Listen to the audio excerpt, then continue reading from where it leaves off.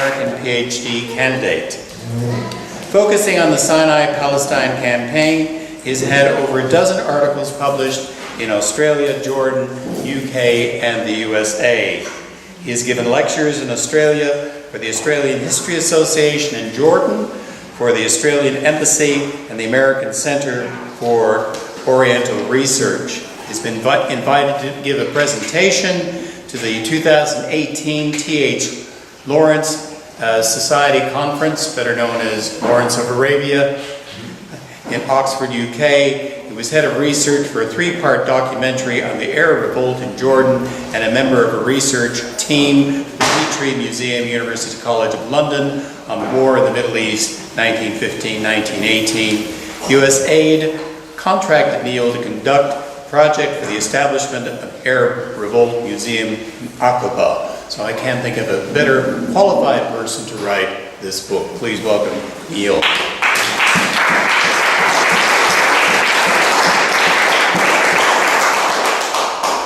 Thank you, David. I can't believe I did all that. As a first-time author, you get a manuscript and you think this is the ant's pants, but it's probably not. I had mine edited 4 times, and I'm pleased to say that Lauren Daniels was one of those wonderful editors who helped get a manuscript to a point where you want to present it to a publisher, and of course, being a first-time author, they don't want to know you. David, thank you for taking the chance. I also want to thank a lot of my friends and family who've supported me and encouraged me over the last 8 years that this project's gone on, and some of them are here today, so thank you. Okay, firstly, let me say this is a book set in the war. It's a real book, it's a real story. It's not inspired by, based on, it is actually a real story. So it's non-fiction, but it's about war, or it's set in a war, but it's not a story of war. It's not a story of battles. It's not a story of fighting. It's not regimental numbers and death statistics. It's about people. It's about soldiers. It's their thoughts, their emotions. It's about the command of Australia's General Chauvel and New Zealand's General Chater. It's a story about British blunders and a few successes. It's a story of Anzacs successes and failures. But it also tells the story of the vanquished, which are often forgotten when one side wins a war. Because the vanquished, they too, were brothers, they were sons, they were fathers, they were husbands. And their story should be told. So a lot of quotes come from these soldiers. So that's why the story is about the soldiers rather than battles. Now, most people know that we were involved in the First World War in Gallipoli and France. Can I ask you, who's heard much about the Sinai Palestine campaign? Lauren read the books, so she knows. About 2 out of the whole room, 2 others. So this book, 3. This book completes the Anzac trilogy. We know France, we know Gallipoli, this is Palestine. The first time in 100 years this book tells the story. No one's done it before, don't ask me why.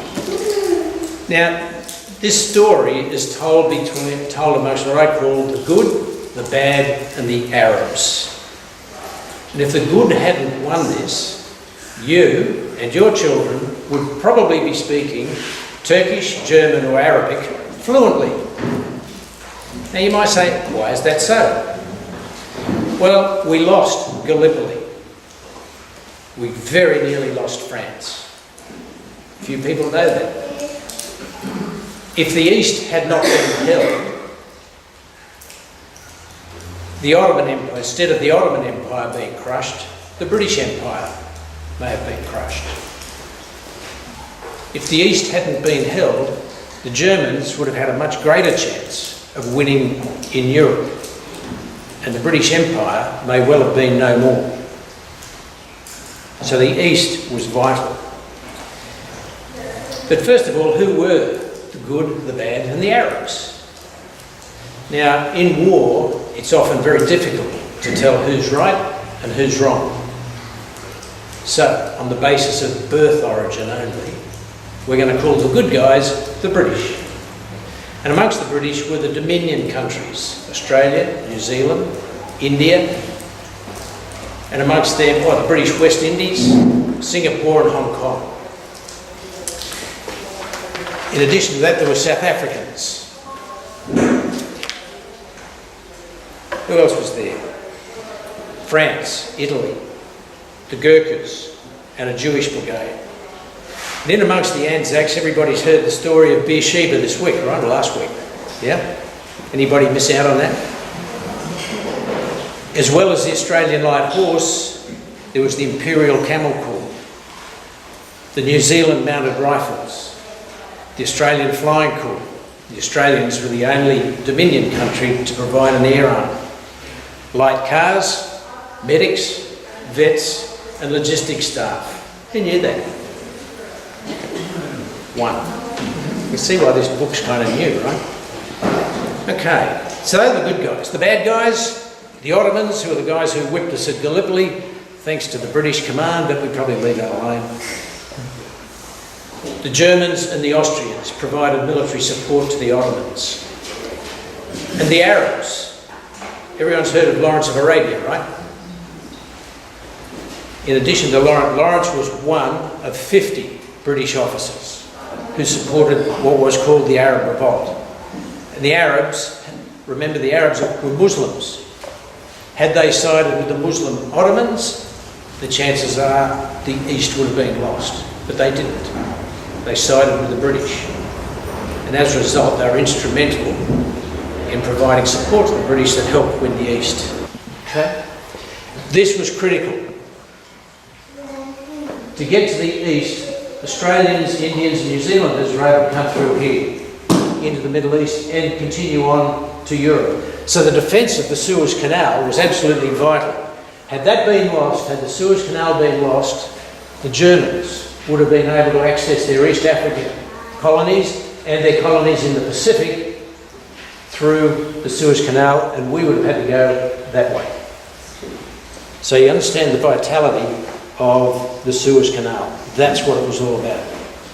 Had that been lost, chances are very high that Europe would have been lost. So it was all about the defence of the Suez Canal. Okay. So how did I come to write this book? Well, I'd been an army officer for 12 years and in the Army Reserve for another 3, 4 or 5. And I got involved with a project to go to Jordan in 2008. And before I went, this guy rang me from England and he said, "Do you think you can find some connection between the Anzacs and Lawrence of Arabia?" And I said, "Mate, I can tell you now, none, zero, zip. I've been in the army for 12 years, never heard of it." So he said, "Look, can you have a look anyway?" So I did. And I was astounded, absolutely astounded to find all these connections, hence the subject of a book. So that's pretty much how I got into it. As a result, I ended up doing 4 field trips with the University of Bristol, 3 field trips with a PhD guy from the United States. And it was just amazing what I discovered. And it disappointed me that nobody knew this. I spoke to lots of people, they never knew about Palestine. So that's how it all came about. So I ended up doing research in the Australian War Memorial, in the New South Wales and Queensland State Libraries, in Jordan, in Israel, in Syria before the Troubles. I went to London and had a great time travelling the world. And there's probably a tax deduction in there somewhere. David, you've got to make a profit on this book, so I get a tax deduction. It's interesting, when I spoke to a lot of people, they'd say, "Oh, my grandfather was in the White Horse." Is that where he was? And nobody really knew the story. So it was important to me that the story be told. We had to honour those soldiers who'd been there. We had to honour their families who'd been denied the recognition of their ancestors. And it would have been nice to have every house in Australia and New Zealand with one of these books, so that they too knew the story of the Palestine campaign just as much as France and Gallipoli, that everybody's familiar with and commemorates at various times. To make this a book that's of interest, I gave manuscripts to people during the process, and this is what some of them said. So this is not a war story for blokes. It's about people. And here's what a couple of the ladies said. Melissa Moranti said, "To be totally honest, this is a subject I usually go out of my way to avoid. I hate war. All things considered, though, I did enjoy the read. I really enjoyed the spirit that you captured of the time, the lands, and the people involved, which I found engaging." Faye Shamoon, who's the director of the Floral Art School of Australia and the International Floral Design School, said, "I found Neil's book most informative about a period in Australia's history that should never be forgotten. Neil has put in an incredible amount of research into this subject, and he writes in a way that makes you feel as if you were actually there." And there's a whole bunch of others. I'll read you this one. This was an old army mate of mine who said, "I'm gobsmacked. Your detailed research, the candour you easily relate to, the analogy and honest revelation of British inferior involvement, your knowledge of all involved, and the sincerity of your revelations are pure genius." I'd like to think he was reading it. My time's up. Thank you very much.